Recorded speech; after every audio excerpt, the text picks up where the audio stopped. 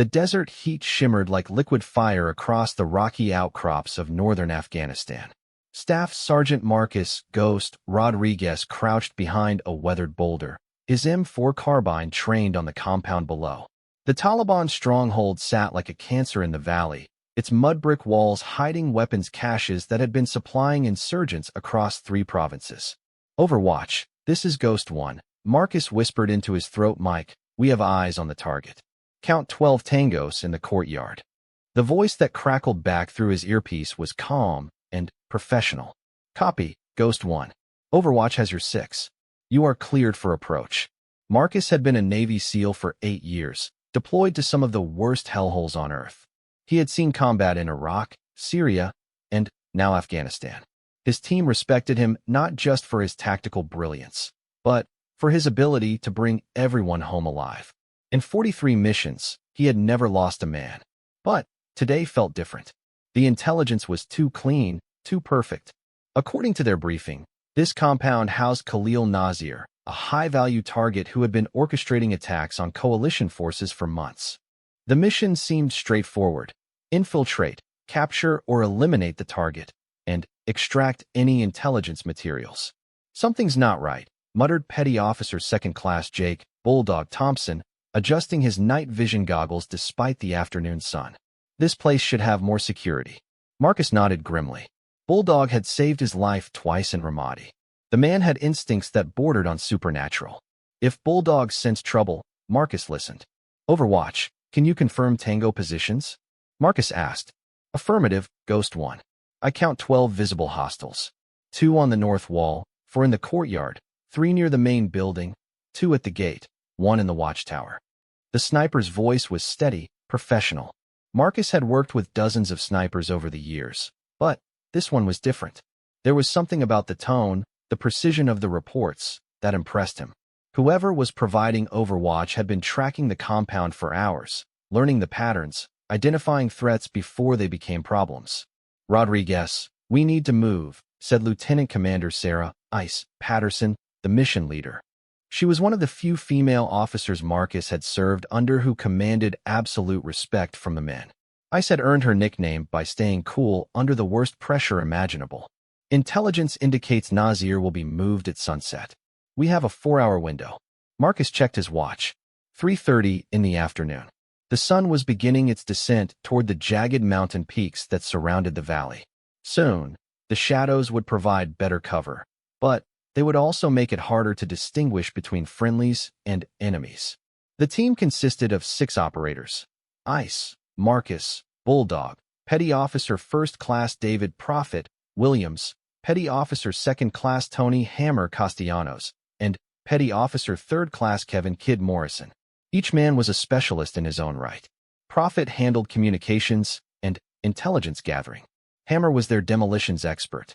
Kid, despite his nickname, was 28 and their best close-quarters combat fighter. They had been inserted by helicopter at dawn, hiking 8 miles through treacherous mountain terrain to reach their observation post. The plan was simple: fast rope into the compound under cover of darkness, neutralize any resistance, secure the target, and extract via helicopter from a landing zone 2 clicks north. "Overwatch, what's your assessment of enemy capabilities?" Ice asked. "Standard AK-47s, 1 RPG position on the roof, possible IED at the main gate. I'm tracking movement patterns. Recommend approach from the east wall where you'll have the best cover." Marcus frowned. The voice was familiar somehow, but he couldn't place it. Military snipers were usually assigned to specific units, and he knew most of the long-range specialists in the area. This one spoke with the confidence of someone who had been doing this job for years, but there was something else in the tone that he couldn't identify. "Copy that, Overwatch. We'll stage for approach at 1700 hours." The waiting was always the hardest part. Marcus had learned early in his career that the minutes before an operation were when doubt crept in, when the mind started playing tricks. He focused on his equipment check, ensuring every piece of gear was exactly where it needed to be. His M4 was equipped with an EOTech holographic sight and an infrared laser designator. For magazines of 5.56 mm ammunition were secured to his vest, along with 2 fragmentation grenades, a smoke grenade, and his sidearm, a Sig Sauer P226. His plate carrier held ceramic trauma plates that could stop most rifle rounds, but would be useless against a direct hit from an RPG. Bulldog carried the M249 SAW, a light machine gun that could lay down suppressive fire when things got messy. Prophet had the radio gear and laptop computers needed to download intelligence from any systems they found in the compound. Hammer's pack was filled with C4 plastic explosive and det cord. Kid carried extra medical supplies and breaching charges. As the sun continued its descent, Marcus found himself thinking about the sniper providing overwatch. The voice belonged to someone who clearly knew their business, but there was a quality to it that seemed almost too controlled, too perfect. Most military snipers Marcus knew had a certain edge to their voices, a hardness that came from taking lives at long distance. Ghost One, this is Overwatch. You have new movement in the compound. 3 additional tangos just entered through the rear gate. They're carrying what appears to be weapons cases. Marcus raised his binoculars and studied the compound. Sure enough, 3 men had entered carrying long rectangular cases that looked like they might contain rifles or rocket launchers. Shit, muttered Ice. That changes the equation. Overwatch, can you identify the contents of those cases? Negative, Ghost One. But, based on size and handling characteristics, I estimate they contain either sniper rifles or anti-aircraft weapons. The mission was getting more complicated by the minute. Anti-aircraft weapons meant their extraction helicopter could be at risk. Sniper rifles meant the enemy might have long-range capability they hadn't planned for. We need to adjust the approach, I said. If they have snipers, we can't use the route Overwatch recommended. Ma'am, I suggest we wait for full darkness, Marcus replied. Give our Overwatch more time to assess the new threats. Ice nodded. Overwatch, how long have you been observing this target? 72 hours continuous surveillance, ma'am. I have detailed pattern analysis on all personnel and defensive positions. 72 hours. That meant the sniper had been alone in position for 3 days, watching, waiting, gathering intelligence. Marcus felt a new respect for whoever was up there. Maintaining that level of focus and alertness for 3 days straight required extraordinary discipline. As the shadows grew longer, Marcus noticed something that made his blood run cold. In the compound's watchtower, a man was setting up what looked like a Dragunov sniper rifle, the long barrel unmistakable even at this distance. Overwatch, we have a problem. Tango in the watchtower is setting up a sniper position. I see him, Ghost One. Range to target is approximately 400 meters from your position. He has line of sight to your planned approach route. Can you take the shot? There was a pause that seemed to last forever. Negative, Ghost One. Shot angle would expose my position to counter sniper fire from the roof. I recommend alternate approach.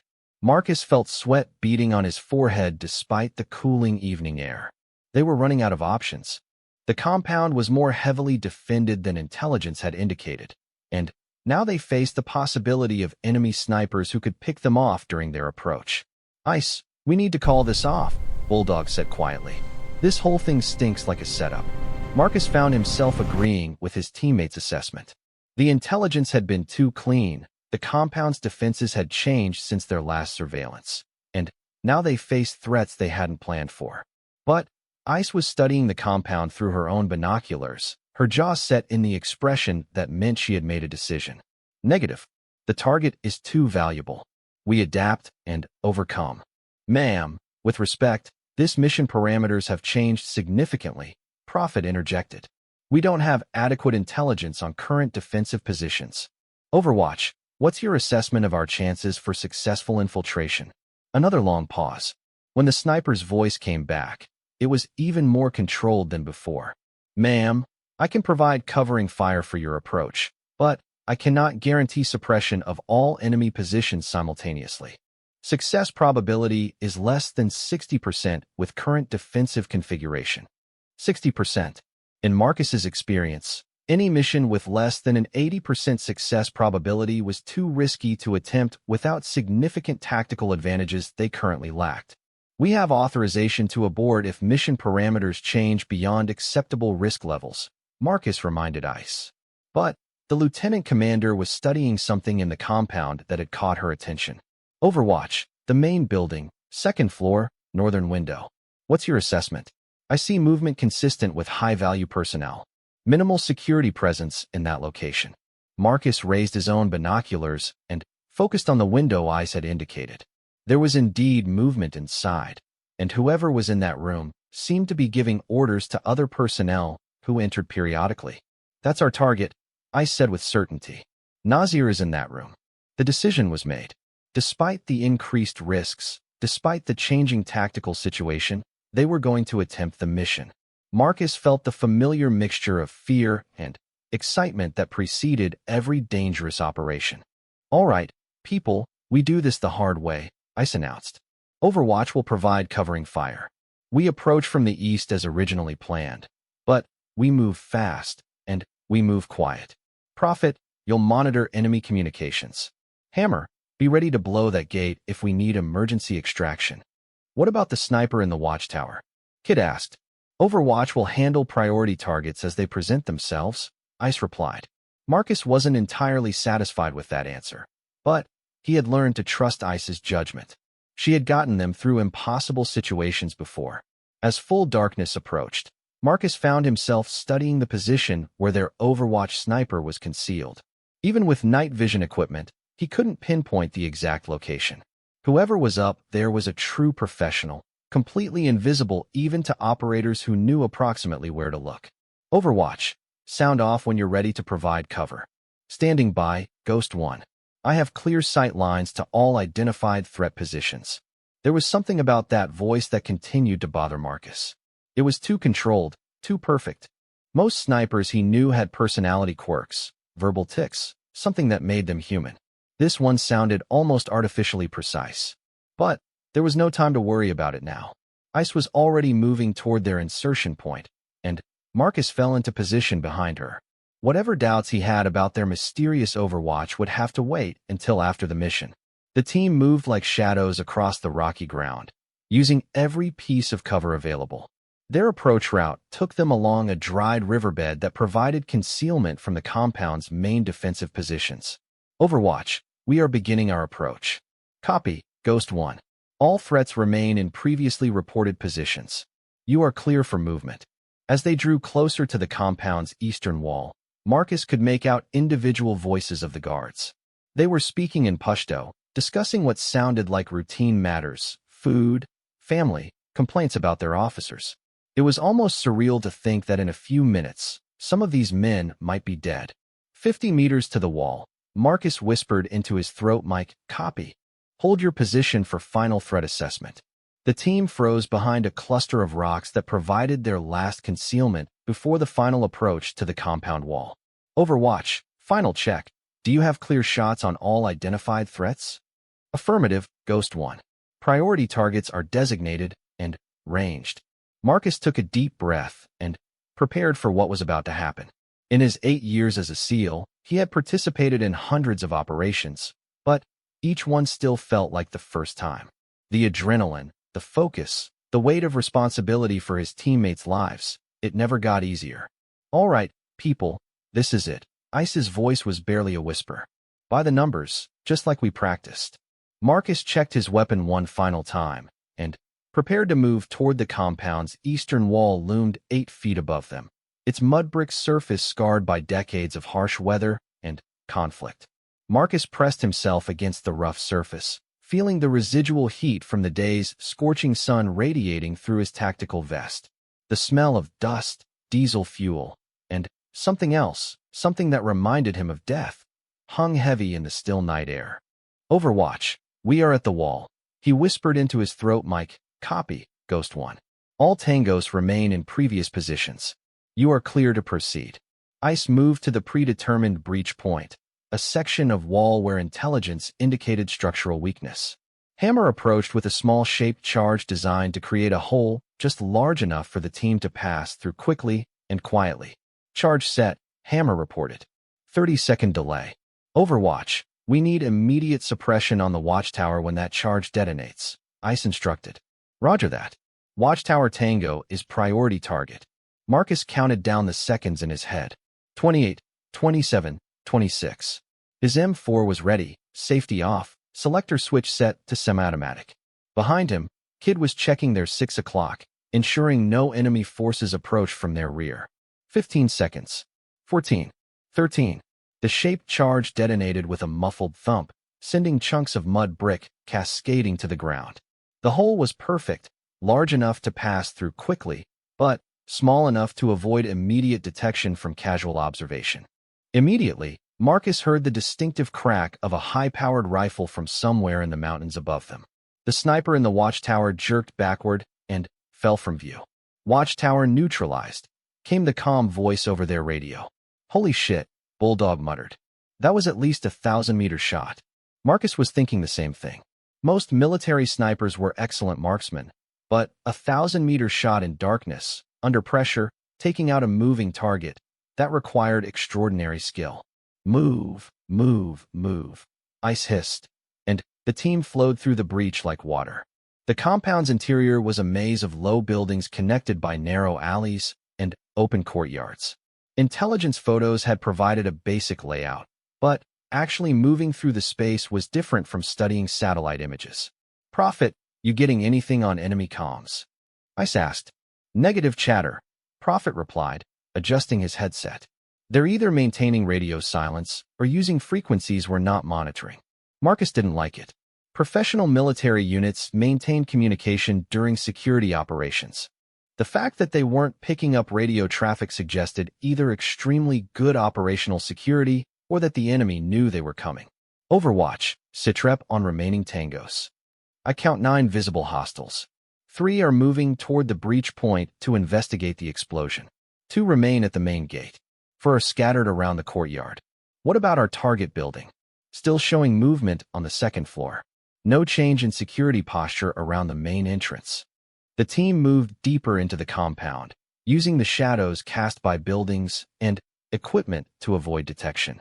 Marcus led the way, his night vision goggles turning the darkness into a green-tinted landscape of potential threats and opportunities.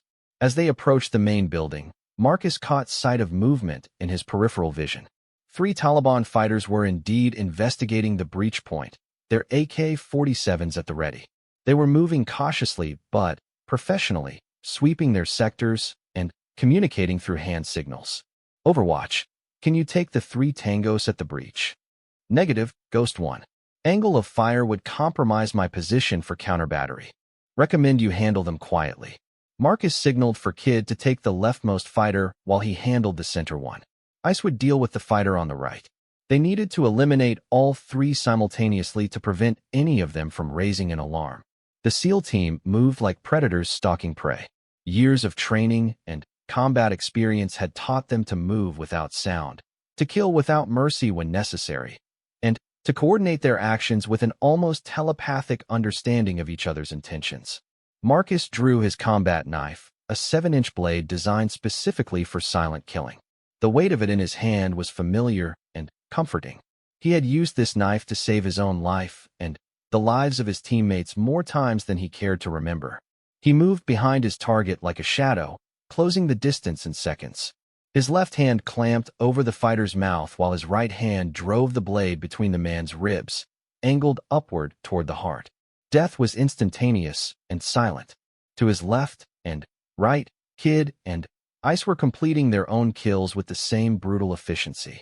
3 enemy fighters dropped to the ground without making a sound. 3 tangos down, Marcus reported. "Copy. Continue to objective." The main building stood 2 stories high, its windows dark except for the one on the second floor where their target was supposedly located.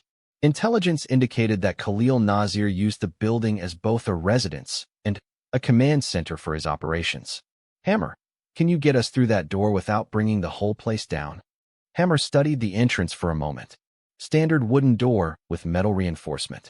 "I can breach it, but it's going to make noise." "How much noise?" "Enough to alert everyone in the building, and probably half the compound." Marcus frowned. A loud breach would eliminate their element of surprise and turn the mission into a straight gunfight. With only 6 operators against an unknown number of defenders in prepared positions, those weren't favorable odds. "Overwatch, what's your assessment of a forced entry situation?" Ghost 1. Forced entry will result in significant enemy response.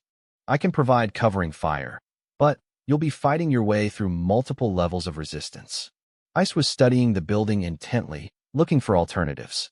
Prophet, any intelligence on building layout?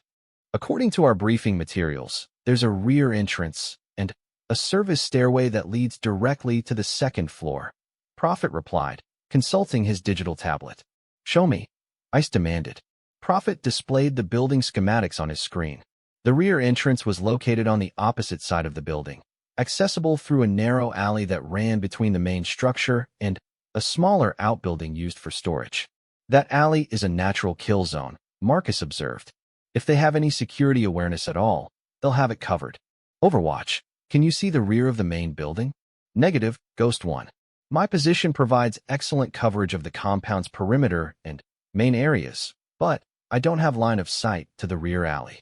Marcus felt the familiar tightness in his stomach that preceded difficult tactical decisions.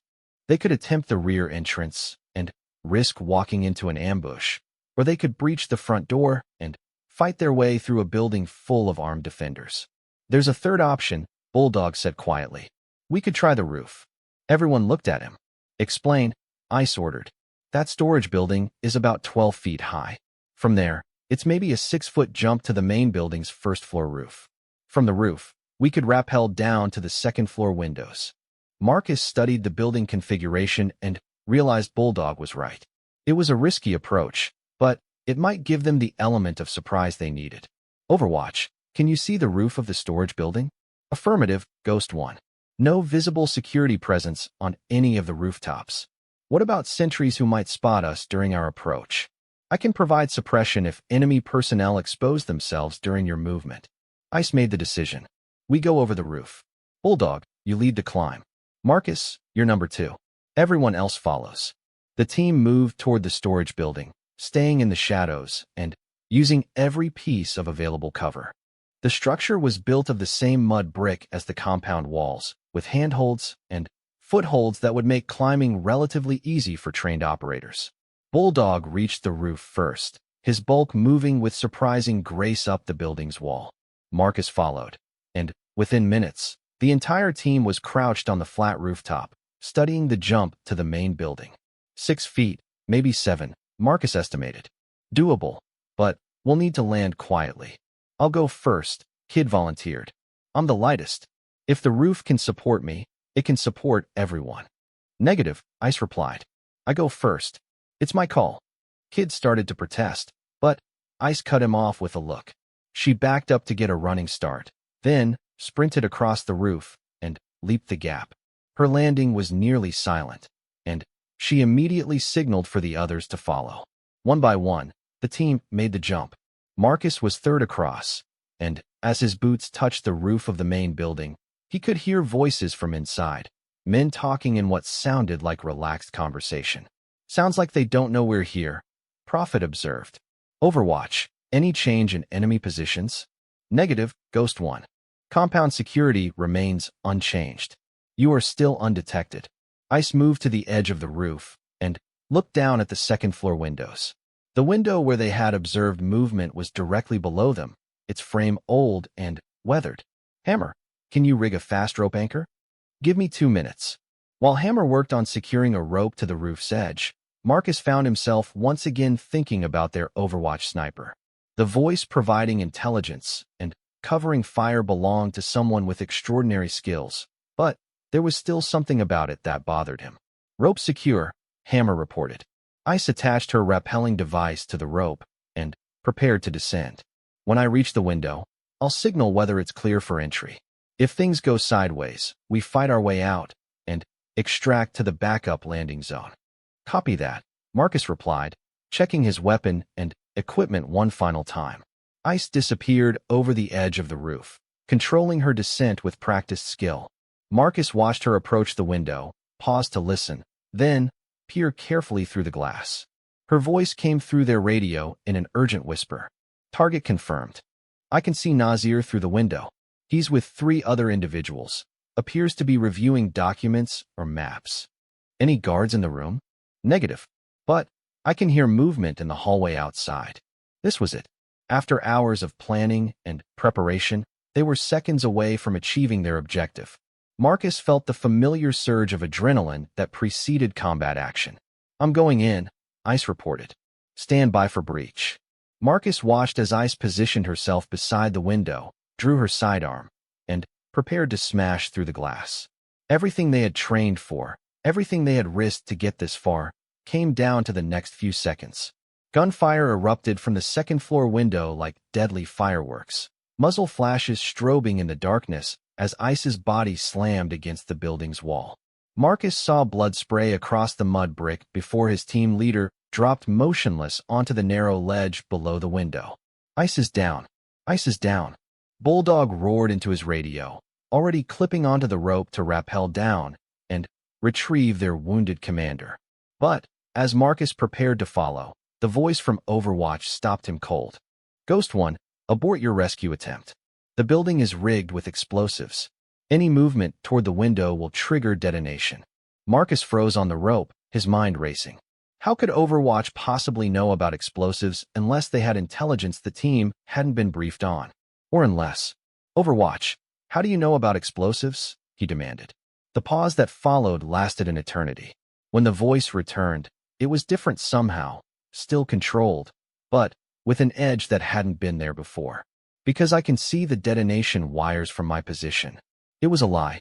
Marcus knew it was a lie because he could see the same window from his position on the roof, and there were no visible wires. More importantly, no sniper position in the surrounding mountains could provide a better angle than where he was right now. Prophet, are you monitoring enemy communications? Marcus snapped. Negative chatter on all frequencies, Prophet replied. But I'm picking up a signal from approximately 800 meters northeast of our position.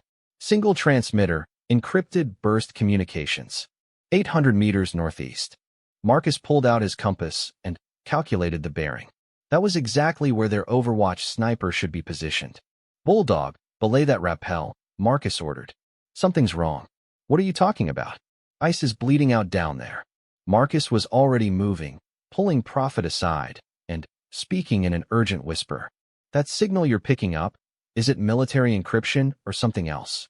Prophet worked his equipment frantically. Give me 30 seconds. Got it. It's definitely military-grade encryption, but it's not using our standard frequency protocols. Whose protocols? I don't know. This encryption signature doesn't match anything in our database. Marcus felt pieces of a deadly puzzle clicking into place. Their mysterious Overwatch had provided perfect intelligence for hours, had made an impossible shot in darkness, and was now somehow communicating on encrypted frequencies that didn't match standard military protocols. Ghost One, you need to extract immediately, came the voice over their radio.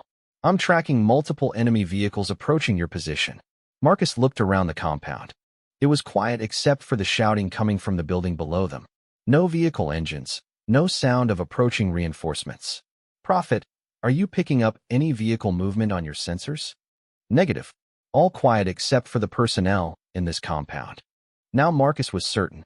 Whoever was providing Overwatch was not what they claimed to be.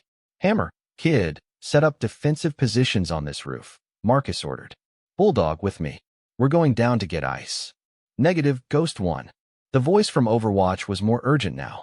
I repeat, abort rescue attempt. Marcus ignored the transmission and rappelled down the side of the building.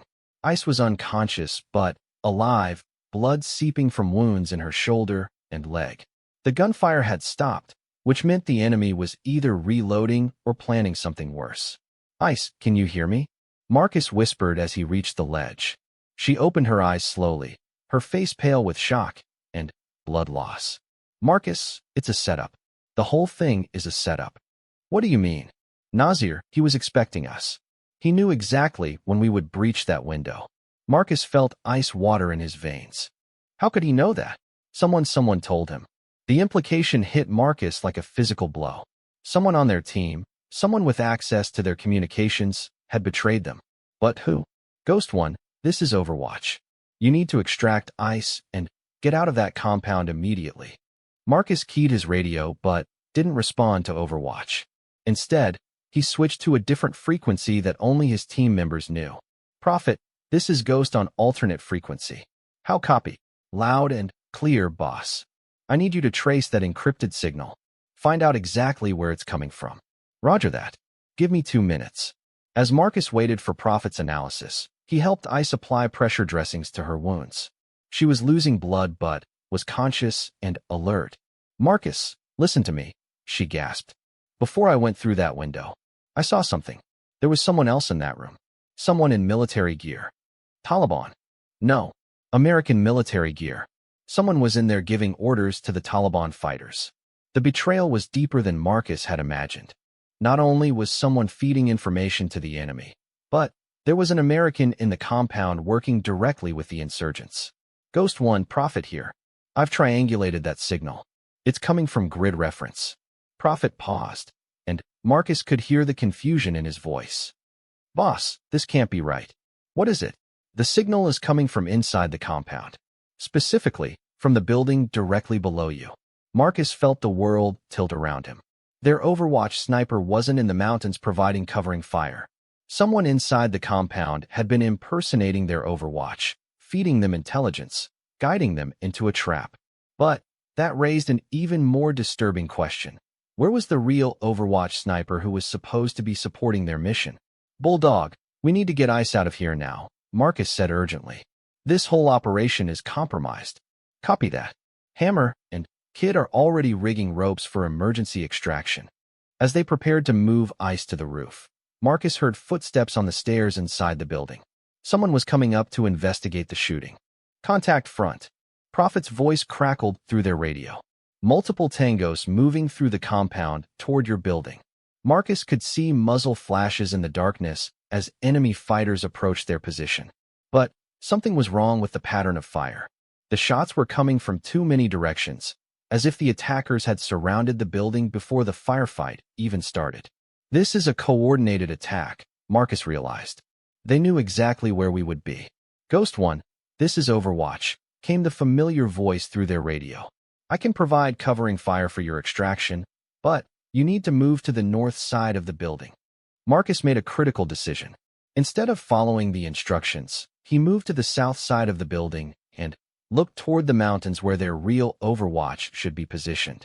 Through his night vision scope, he saw something that made his blood run cold. There was a figure in military gear lying motionless among the rocks approximately 1,000 meters away. Even at that distance, Marcus could see the distinctive shape of a sniper rifle and the unnatural stillness that meant death. Their real Overwatch sniper had been killed, and someone else had taken over their communications. Prophet, can you jam that encrypted frequency? Working on it now? Got it. Frequency is jammed. Immediately, the voice that had been providing false Overwatch went silent. All right, people, we're on our own, Marcus announced to his team. Our real Overwatch is Kia, and someone has been feeding us false intel. We extract to the secondary landing zone and call for emergency evacuation. What about the mission? Kid asked. The mission is compromised. Our priority now is getting everyone home alive. As the team prepared for emergency extraction, Marcus helped Ice toward the roof access point they had rigged.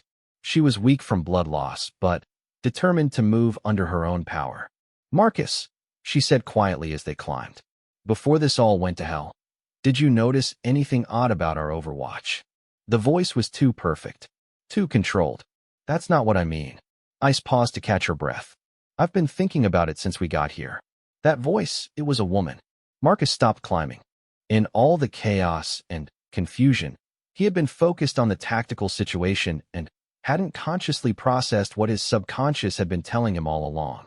Their Overwatch sniper had been a woman. But that meant the person who had been impersonating their Overwatch, the person who had led them into this trap, was also a woman. And she was somewhere in this compound, possibly watching them right now. We need to find her, Marcus said grimly. Negative, Ice replied. We need to get out of here before those Taliban fighters organize a proper assault. But as they reached the roof, Marcus found himself looking back toward the compound's main building. Somewhere in there was a woman who had orchestrated the betrayal of an American military operation. She had caused the death of their real Overwatch sniper and had nearly gotten Ice killed. More importantly, she had intelligence about other SEAL operations that could endanger other teams. Ice, we can't just leave. If she has access to our operational frequencies, she can compromise other missions. Ice looked at him with eyes that were growing glassy from blood loss and shock. Marcus, we don't even know who she is or how she got her frequencies. Then, we need to find out.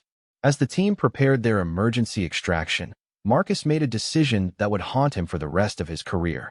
Instead of following standard procedure and evacuating the wounded team leader, he was going to hunt for the woman who had betrayed them.